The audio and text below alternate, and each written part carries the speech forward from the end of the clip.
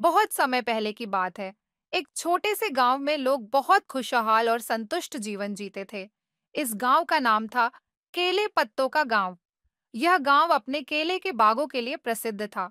गांव के बीचों बीच एक विशाल पेड़ था, जिसे लोग जादुई पेड़ कहते थे। इस पेड़ की खासियत यह थी कि इसके पत्ते जादुई होते थे। जो भी इन पत्तों को छूता, उसकी सारी इच्छाएं पूरी हो जाती। गांव में एक छोटा लड़का था, जिसका नाम मोहन था। मोहन बहुत ही जिज्ञासु और साहसी था। उसे हमेशा से इस जादुई पेड़ के पत्तों के बारे में जानने की इच्छा रहती थी। एक दिन उसने ठान लिया कि वह इस रहस्य का पता लगाएगा। एक रात, जब सब लोग सो रहे थे, मोहन चुपचाप अपने घर से निकला और जादुई पेड़ के पास पहुंचा।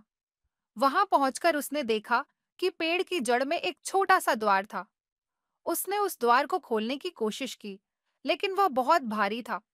अचानक पेड़ से एक चमकदार रोशनी निकली और एक जादुई परछाई प्रकट हुई। वह परछाई पेड़ की आत्मा थी। पेड़ की आत्मा ने मुस्कुराते हुए कहा, तुम्हारी जिज्ञासा और साहस को देखते हुए मैं तुम्हें इन पत्तों का रहस्य बताऊंगा, लेकिन इसके लिए तुम्हें 3 परीक्षाओं को पार करना होगा। मोहन ने सहर्ष स्वीकार कर लिया। पहली परीक्षा थी गांव के सबसे ऊंचे पहाड़ पर चढ़कर वहां से एक विशेष फूल लाना। मोहन ने धैर्य और साहस से यह परीक्षा पास की। दूसरी परीक्षा थी गांव की नदी में छिपे एक अनमोल रत्न को ढूंढना। मोहन ने अपनी बुद्धिमत्ता और मेहनत से यह परीक्षा भी पास कर ली।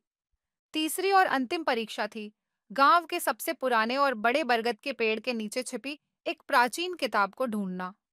मोहन ने अपनी मेहनत और दृढ़ संकल्प से यह परीक्षा भी पास कर ली।